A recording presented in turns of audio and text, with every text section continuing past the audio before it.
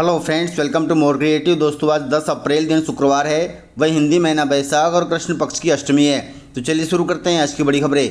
यदि आपको खबरें पसंद आए तो वीडियो को लाइक जरूर करिएगा और इसी प्रकार की खबरों के लिए चैनल को सब्सक्राइब कर बेल आइकन पर क्लिक कर दें। दोस्तों, खबरें पूरी पाने के लिए वीडियो अंत तक जरूर देखिए। और आप हमें प्रदेश के किस जिले से देख रहे हैं कमेंट बॉक्स में जरूर बताइएगा। गाइस, मोदी कैबिनेट में लिए गए बड़े फैसले। मोदी कैबिनेट ने कृषि, ऊर्जा और शहरी परिवहन से जुड़े 1,74,000 करोड़ रुपए के प्रस्तावों को मंजूरी दी है। इनमें किसानों के लिए उर्वरक सब्सिडी, राजस्थान में रिफाइनरी का विस्तार, जयपुर मेट्रो का दूसरा चरण और 2 पनबिजली परियोजनाएं शामिल हैं। इन फैसलों से बुनियादी ढांचे का विकास होगा और किसानों को काफ़ी राहत मिलेगी। किसानों के लिए उर्वरक सब्सिडी के रूप में सरकार ने उर्वरक कंपनियों को काफ़ी राशि दी है ताकि किसानों को सब्सिडी रेट में रासायनिक खाद मिल सके, जो कि बहुत अच्छी बात है।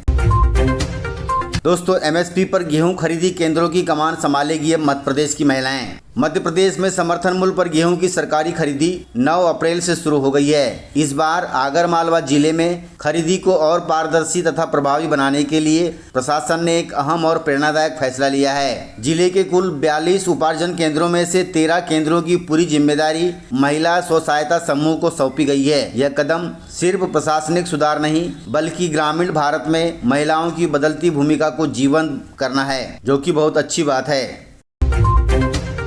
गाइस, मध्य प्रदेश में बढ़ रहे हैं बाल विवाह। मध्य प्रदेश से एक बहुत चिंताजनक खबर सामने आई है। यहाँ पिछले 5 सालों में बाल विवाह के मामले घटने के बजाय दोगुने हो गए हैं। सरकारी आंकड़ों के मुताबिक साल 2020 में 366 मामले दर्ज हुए थे। वहीं साल 2025 तक यह संख्या बढ़कर 538 तक पहुंच गई है। इसका सीधा मतलब है कि एमपी में हर दिन औसतन 2 मासूमों का बचपन छीना जा रहा है। अक्षय तृतीया के मौके पर होने वाली सामूहिक शादियों में ये खतरा और बढ़ जाता है। इसका मतलब है कि अब हर दिन 2 बाल विवाह हो रहे हैं। ये स्थिति बच्चों के भविष्य के लिए बहुत खतरनाक है। सरकार को तथा प्रशासन को इस पर संज्ञान लेना चाहिए।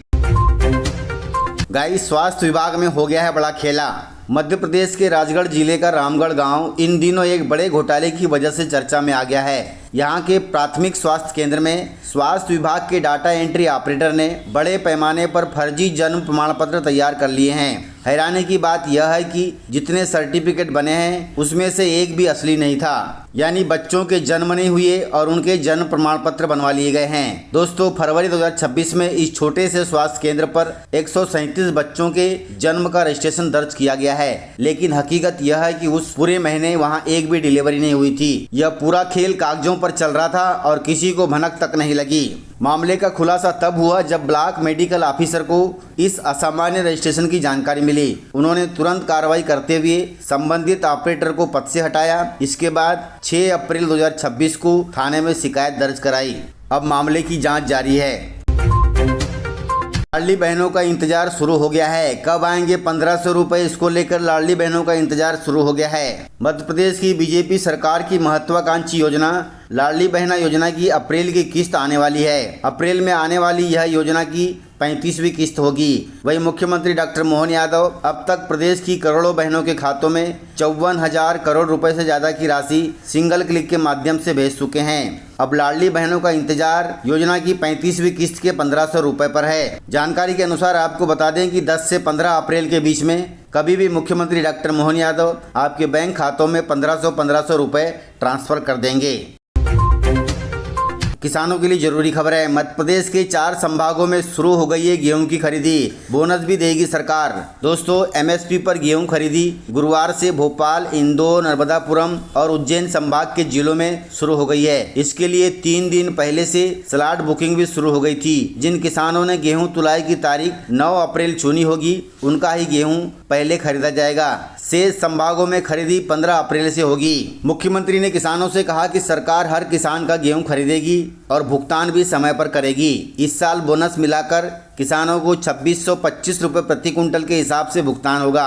आने वाले 1-2 साल में गेहूं का समर्थन मूल्य 2700 रुपये प्रति कुंटल हो जाएगा। ये मुख्यमंत्री मोहन यादव ने किसानों से कहा है। गाइस, भारत में बढ़ा है रक्षा निर्यात। रक्षा मंत्रालय के आंकड़ों के अनुसार वित्त वर्ष 2025-26 में भारत का रक्षा निर्यात 38,424 करोड़ के रिकॉर्ड स्तर पर पहुंच गया है। यह पिछले वर्ष की तुलना में 62.66% की वृद्धि दर्शाता है। ब्रह्मोस्त्र मिसाइल और आकाश सिस्टम जैसे स्वदेशी हथियारों की बढ़ती मांग के कारण भारत अब 100 से अधिक देशों को सैन्य उपकरण निर्यात कर रहा है, जो कि बहुत अच्छी बात है और हम भारतीयों के लिए बड़े गर्व की बात है। गाइस, मध्य प्रदेश कांग्रेस ने किया है बड़ा ऐलान। इंदौर जिले से खबर है। इंदौर शहर कांग्रेस कमेटी के अध्यक्ष चिंटू चौकसे ने कहा कि अब कांग्रेस की हर मीटिंग की शुरुआत वंदे मातरम गीत से होगी। जिन्हें वंदे मातरम नहीं गाना है वो कांग्रेस की मीटिंग में नहीं आए। चिंटू चौकसे ने कहा कि देश में राष्ट्रगीत और राष्ट्रगान के रूप में वंदे मातरम और जनगण मन को अपनाने का काम कांग्रेस के द्वारा किया गया था और अभी भी कांग्रेस किसी भी मीटिंग के शुरू में राष्ट्रगीत और राष्ट्रगान गाएगी, जो कि बहुत अच्छी बात है। गाइस, मध्य प्रदेश और छत्तीसगढ़ में फर्जी सिम कार्ड के बड़े नेटवर्क का खुलासा हुआ है। ऑपरेशन फेस के तहत हुई जांच में 880 चेहरों पर 1,21,000 सिम जारी होने का चौंकाने वाला मामला सामने आया है।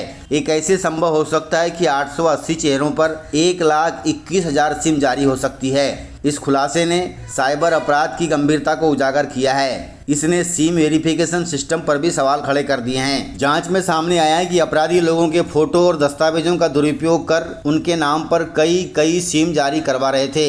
एक ही व्यक्ति के नाम पर 50 से ज़्यादा सिम तक सक्रिय पाए गए हैं। इन सिमों का उपयोग साइबर ठगी, धोखाधड़ी और अन्य आपराधिक गतिविधियों में किया जा रहा है, जो कि बहुत गलत बात है।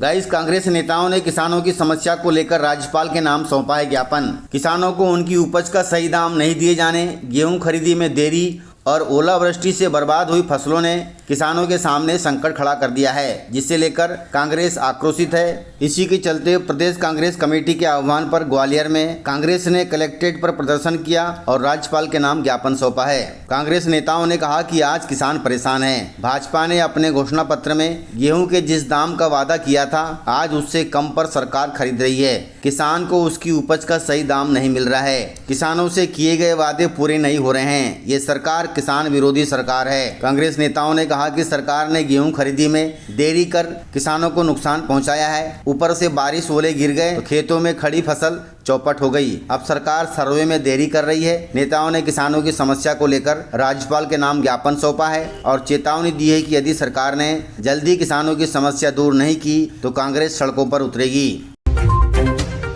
गाइस, 12.5 करोड़ रुपए के IPL सट्टे का हुआ है पर्दाफाश। राजस्थान की प्रतापगढ़ पुलिस ने एक बड़े और हाईटेक ऑनलाइन IPL सट्टा गिरोह का भंडाफोड़ किया है। इस पूरे अवैध नेटवर्क को राजस्थान में बैठकर ऑपरेट करने वाले 2 मुख्य मास्टरमाइंड मध्य प्रदेश के नीमच जिले के निकले हैं। मध्य प्रदेश पुलिस की कार्रवाई से बचने के लिए ये दोनों सटोरिये सीमावर्ती क्षेत्र का फायदा उठाकर राजस्थान के प्रतापगढ़ से अपना कारोबार चला रहे थे। वहीं पुलिस ने फार्म हाउस पर दबिश देकर इन दोनों को गिरफ्तार कर लिया है, जो कि बहुत अच्छी बात है। दोस्तों, इस प्रकार से खबरें थी। यदि आपको खबरें पसंद आई हो तो वीडियो को लाइक, शेयर एंड सब्सक्राइब जरूर करें।